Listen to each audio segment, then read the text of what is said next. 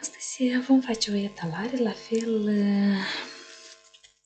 ce ne spune următoarele 10 zile în legătură cu banii noștri, de unde ne vin poate niște cadouri, bani, ce surprize frumoase în următoarele zile vom avea la capitolul bani, iubire. Iată așa, împreună. Urmărim așa etalare și dacă ați ajuns aici, vă îndemn să priviți până la urmă, fiindcă toți suntem interesați să stăm bine din punct de vedere material și, în ultimul rând, să ne meargă și în dragoste. Deci, ce urmează în următoarele 10 zile la capitolul bani și iubire? Vă caut pe dumneavoastră pentru a vă face o descriere. Deci, ați ieșit foarte curând. Se va întâmpla ce se va întâmpla în viața dumneavoastră. Aveți o persoană care vrea să vă protejeze, care permanent sunteți cu gândul la ea, ursul. Vreau să vă spun că această persoană mai poate fi o persoană mai în vârstă din apropiații dumneavoastră, din familia dumneavoastră, de acolo, de cine sunt aproape de dumneavoastră. Adică este o persoană autoritară pe dumneavoastră și aceasta noi am pus întrebarea capitolul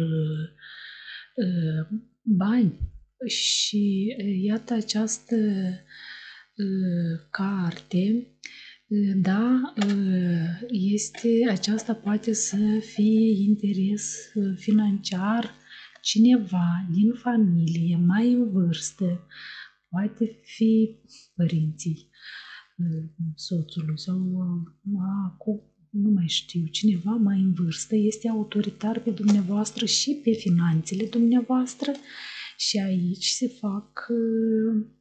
se ascunde ceva. Aici nu este tot vizibil. Sunt resurse financiare ascunse de dumneavoastră prin această carte șoarece.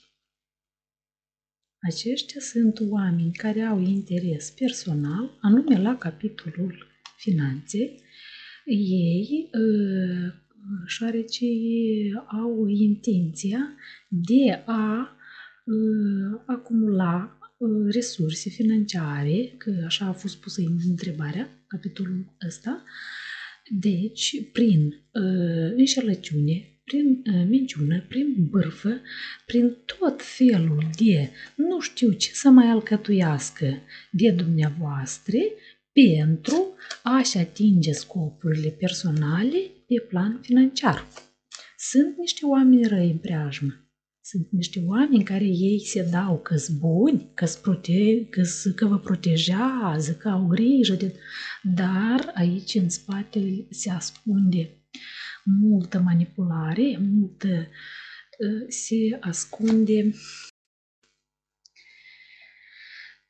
se ascunde multă trădare și răni care v-au atins drept în inimă. Aceste persoane sunt convinsă că le cunoașteți și v-au pus nu de mult. Este o perioadă mai îndelungată. Această carte, ele împreună spun că să fiți precauți, să vă îndeamnă să vă atenționează, să vă păziți de astfel de oameni, fiindcă ei pot face rău până să suferiți ei au așa de multă ură în ei, încât sunt în stare de orice pentru a-și atinge scopurile lor. Lor, posibil, în viață nu le-a mers, nu și-au atins scopurile personale nici pe un plan, nici financiar, nici material, nici în dragoste, nici. Deci, persoanele care sunt aproape de dumneavoastră se dau că vă vor binele și nu mai știu și sunt protectori și nu este chiar așa, sunt foarte fățarnici, sunt prefăcuți, sunt mincinoși, sunt cu scopuri personale ascunse. Cum să vă ia din bunurile voastre și să care la ei în vizuină, să își rezolve problemele financiare ale lor. Vedem în continuare că e interesant aici, iată așa din prima a ieșit așa cărți în această etalare, am pus întrebarea ce surprize ne vin în următoarele zile la capitolul finanțe, bani, iubire și ne-a apărut că banii voștri nu vin toți la voi. Banii care îi faceți beneficiază de ei cineva din preajma dumneavoastră, prin manipulări, prin bârfe, prin minciuni, prin... Așa a fost. Și apoi dumneavoastră. Cine să acești oameni și de ce nu vă lasă să... Când scăpați de ei? Iată să vedem ce scopuri ascunse au, ce furi de la ei voi. Da, e clar că vor bani, că vor să vă fure din bunuri, că vă descriu în cel mai urât mod. Nu vă vor binele. Aici, aceste persoane care se dau protectoare, ei trag la ei cu tot din adinsul și nu se lasă așa ușor. Ei cred că au dreptul să vă manipuleze și să conducă cu veniturile dumneavoastră. Sunt niște oameni foarte încrezuți în sine și vor să-și atingă scopurile prin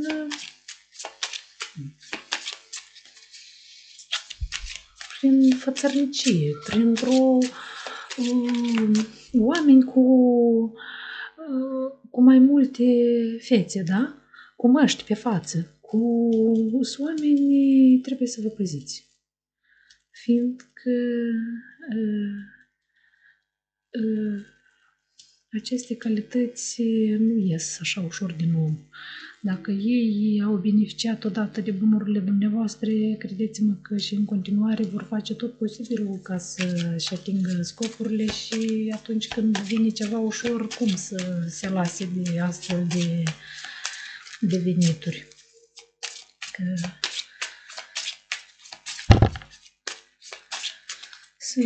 sunt așa persoane care stau cu noi la masă, dar nu sunt ceea ce se arată a fi.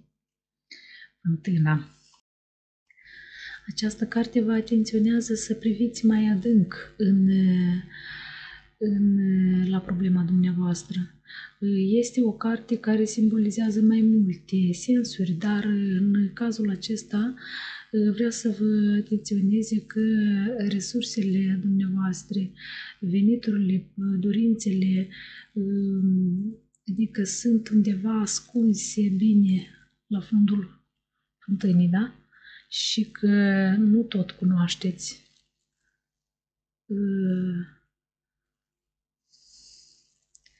Adică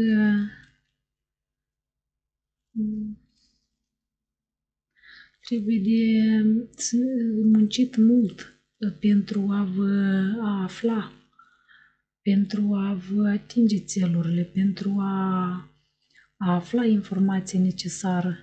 Ce se ascunde de dumneavoastră, fiindcă nu totul este deschis, ceva este ascuns. Sunt resurse financiare ascunse de dumneavoastră.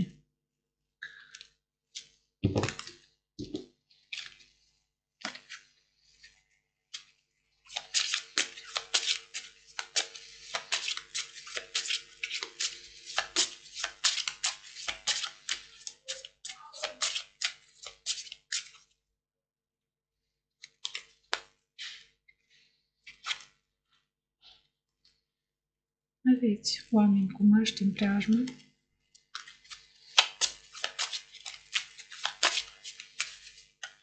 Așa cum am spus, sunteți înconjurată, sunteți la centru, dar sunteți înconjurată de oameni prefăcuți. Posibil este și vina dumneavoastră, fiindcă aici e o situație mai veche și ați stat cu acești oameni la masă. Acești oameni nu sunt cei ce se arătau a fi. Ei ascund foarte multe lucruri de dumneavoastră, prin Cartea Fântâna, ei au stat cu voi și în continuare vor să beneficieze de bunătatea dumneavoastră, dar ca să-și atingă scopurile personale. Aș spune ca să analizați această situație. Iată, anume prin Cartea Fântână tot vă atenționează să analizați odată în plus și să alegeți oamenii cu care să stați în continuare așa, mai departe. Pentru că nu au cele mai frumoase intenții față de dumneavoastră, ascund ceva. Iată această. Pot fi părinții dumneavoastră. Această carte este cineva în vârstă, vă arată că aveți pe cineva în vârstă în apropierea dumneavoastră. Iată de unde vin toate aceste manipulări, măști și cu șoarecii și cu fântâna. Sunt persoane mai în vârstă, posibil părinții persoane cu care stați, vor să ia partea lor din veniturile dumneavoastră, dar dumneavoastră aveți o intuiție foarte bogată. Aceasta mai este cartea intuiției. Și eu cred că intuiția dumneavoastră vă va ajuta. Este cartea înțelepciunii. Și înțelepciunea dumneavoastră vă va ajuta cum să procedați mai corect într-o situație sau alta, știind concret cine stă în preajma dumneavoastră, ce intenții au. Iată, îmi plac aceste cărți. Sunt atrasă de ele, fiindcă ne povestesc viața noastră, ne povestesc anume niște lucruri care noi parcă le cunoaștem, dar parcă nu vrem să le vedem, parcă noi nu vrem să credem prin bunătatea noastră că într-adevăr cei din jurul nostru nu sunt așa ca noi, că dacă noi ne arătăm pozitiv față de ei, ei nu întotdeauna vin tot cu aceleași intenții, cu sinceritate, cu dedicație, cu afecțiune față de noi. Iată de ce vă îndemn să priviți aceste etalări, fiindcă ne regăsim în ele. Toți avem de pătimit din cauza chiar și uneori a celor mai apropiate persoane din viața noastră, care nu sunt întotdeauna cu intenții pozitive față de noi, față de apropiații, față de da, se folosesc de bunătatea noastră.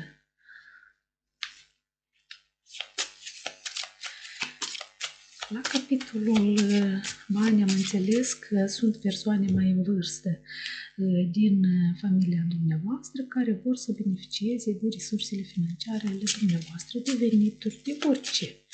Orice, ei vor să fie ajutați și vreți voi, puteți voi, aveți voi posibilitatea sau nu, dar ei așa vor și voi trebuie să le faceți pe plac. Dar aș spune că tot în măsura posibilităților. Aici se ascund foarte multe lucruri de dumneavoastră, posibil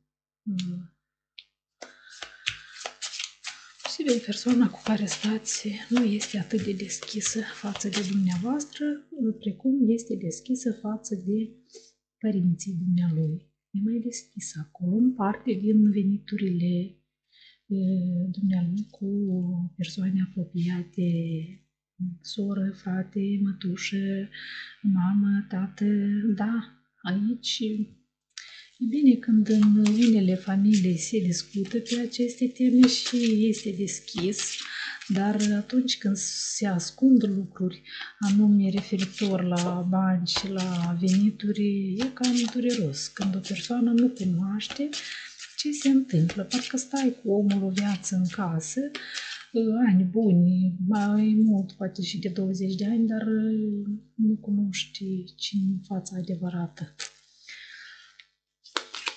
și de ce se comportă așa. Dar uitați că vine o perioadă, vine o schimbare în viața dumneavoastră, în curând, foarte curând.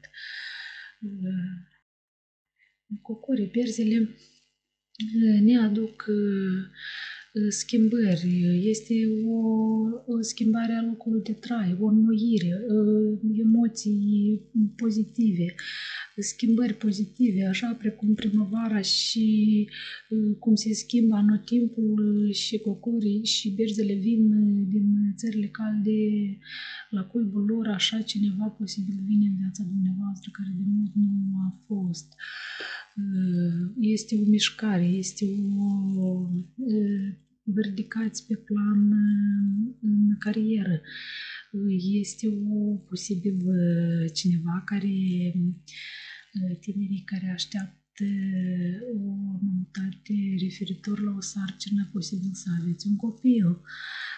Și pur și simplu vine o nouă etapă pozitivă în viața dumneavoastră, cu bucurii, cu schimbări, cu noutăți despre nașterea unui copil, cineva din rude sau cineva care vă este apropiat, posibil un copil, veți fi bunici, posibil,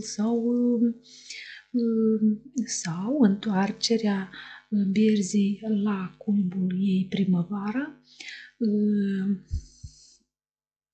Această pasăre ne arată că suntem legați, legătura, dependența, suntem dedicați casei,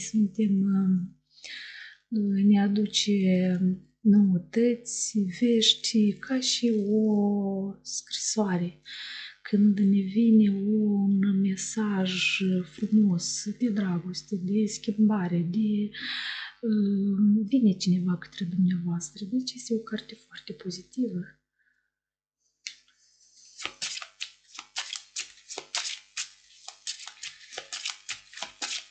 Vin schimbări, în următoarele 10 zile vin schimbările pozitive. Da, și foarte curând, corabia iarăși vrea să ne spună că noutățile sunt în prag, vă vin oaspeți și ei deja parcă s-au pornit, vă aduce schimbări foarte mari, radicale, schimbări, parcă o perioadă ați stat pe loc, parcă nimic nu se schimba, parcă... Da, acum uitați că vine o mișcare bruscă, cineva se află în drum deja și cu cocorii vin noutăți pozitive, bucurii. Vă spune despre schimbări radicale. Vă spune despre așa o schimbare magică, precum sunt călătoriile. Poate să semnifice și că poate plecați undeva la o odihnă, într-o călătorie, către cineva drag dumneavoastră sau cineva vine către dumneavoastră în curând, foarte repede. Nu știu, cu vaporul, cu avionul, este în drum cineva către dumneavoastră. Niște noutăți pozitive care vă vor bucura, vă vor da un sentiment de satisfacție.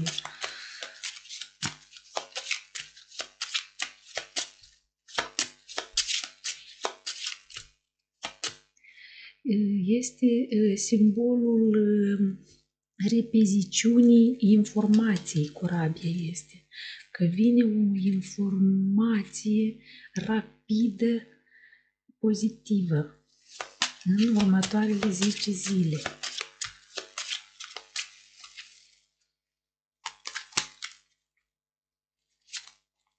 Și această carte, Peștii, la fel vrea să vă spună că informația care vine către dumneavoastră este pe plan sentimental.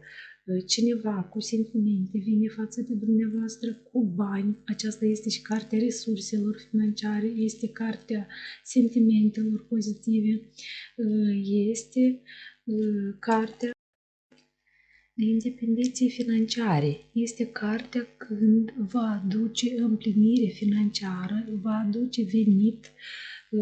Desigur, cei care activează în domeniul vânzărilor, este o carte foarte pozitivă, deoarece veți avea venit din vânzări. La fel, aceasta vă arată independență financiară. Posibil și dumneavoastră activați, aveți un venit din activitatea dumneavoastră. Vine cineva către dumneavoastră cu bani buni, că noi am pus inițial întrebarea referitor la finanțe. Uitați că vin și foarte curând veți avea bucurii, veți avea stabilitate financiară și, desigur, sentimente. Această carte este cartea resurselor financiare, a sentimentelor pozitive. Deci este cartea bogăției. Atunci când dezvolți potențialul și descoperi, precum și folosești resursele financiare într-așa fel ca să le înmulțești, poate deschideți o afacere a dumneavoastră sau poate investiți în ceva care să vă aducă venit mai mare. Și la capitolul dragoste. Așa, banii vin. Inițial au fost ascunși de dumneavoastră ceva resurse financiare. Acum parcă vin noutăți foarte bune la acest capitol. Vedem și la capitolul dragoste. Ce ne așteaptă în următoarele 10 zile?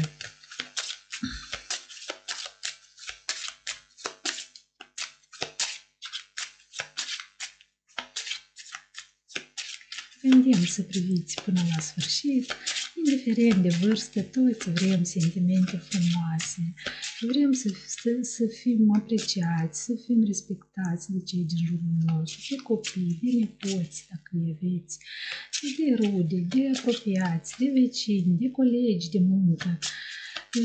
Aici, în etalare, se vede că dumneavoastră sunteți o doamnă stabilă, o doamnă poate nu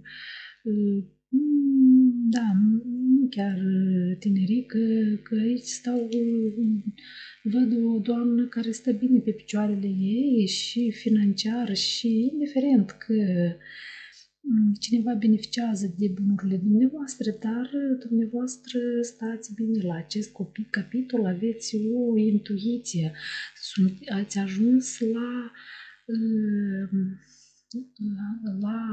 atunci când prin experiențele care le-ați avut în viața dumneavoastră, pozitive și nu chiar, ați căpătat o inteligență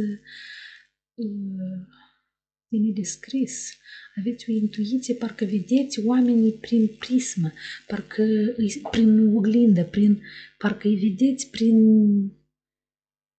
adică aveți o intuiție foarte dezvoltată.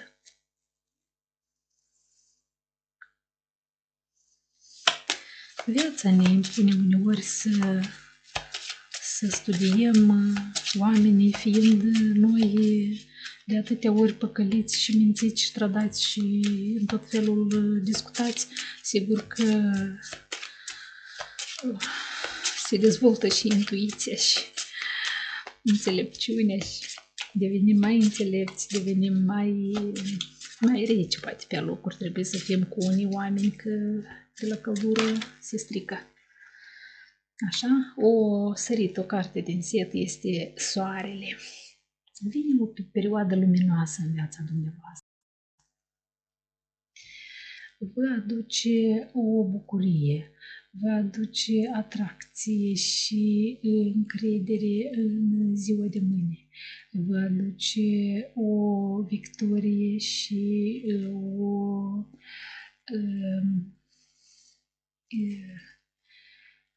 un succes. Un succes. Deci este cartea care atrage energie și este cartea când ieșiți în lume cu un nou proiect, cu perspective de noi începuturi. Razele solare ne atrag energie necesară și dezvoltă în noi puterea naturii pentru a ne încărca de căldură, de gânduri pozitive, de să creștem pe toate planurile. Dacă e legat de carieră, da, veți fi mult mai apreciat acolo unde lucrați, vă veți dezvolta, veți învăța, veți avea succes. Dacă este vorba de dragoste, la fel, veți fi apreciat, vi se luminează. Poate o perioadă nu ați fost apreciat la justa valoare sau oriunde, indiferent de domeniu. Acum vi se luminează calea pe toate planurile, în toate domeniile. Vă vine o încredere în sine, deveniți mai atent și deveniți încrezut în propriile forțe și vă vine un succes. Deci este cartea care vă aduce bucurie.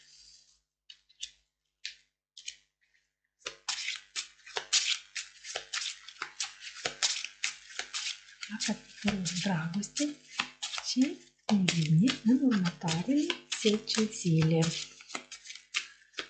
Nu a apărut niciun bărbat aici.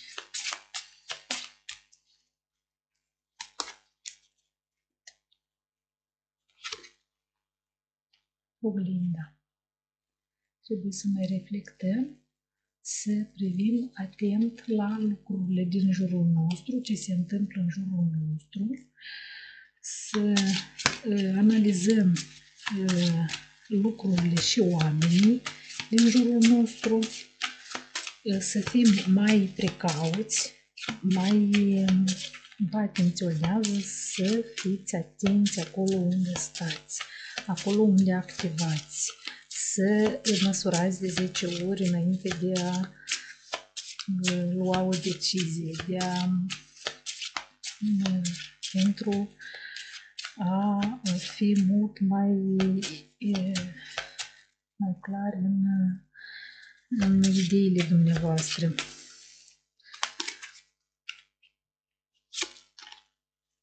Aveți o intuiție foarte bogată prin această carte, iarăși este cartea intuiției, care vă va îndemna cum să procedați într-o situație sau alta, cât de corect. Sau poate această carte mai este că apare în unele etalări că ați avut o rivală ați avut o rivală care, iată, ea pleacă, ea stă la picioare și uitați că pleacă, se uită în partea... Ea deja nu-i mai atrageți atenția, poate v-a adus și supărări și probleme foarte mari, dar aceasta totul rămâne în urmă. În fața ei nu sunt cărți. Privește în bol.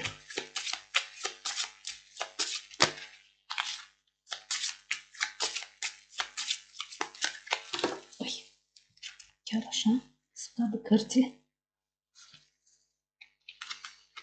Iată, chiar spuneam că nu vine niciun bărbat în...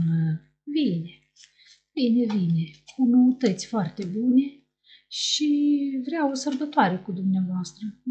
Vine cu gânduri pozitive, vrea să sărbătorească după o perioadă care poate nu ați stat împreună, vine cu mesaje foarte frumoase, are ceva a vă spune, este pozitiv fiindcă vrea să sărbătoriți împreună.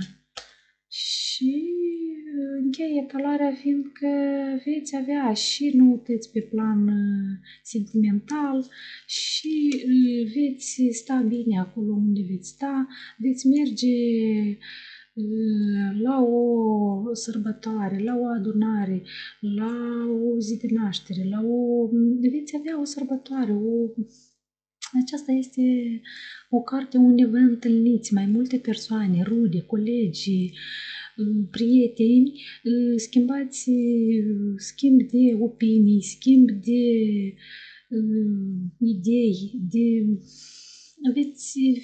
veți sta bine acolo unde veți merge după ce acest bărbat vă vine cu o noutate, are ceva a vă spune sau poate aici este vorba de niște documente, de niște acte,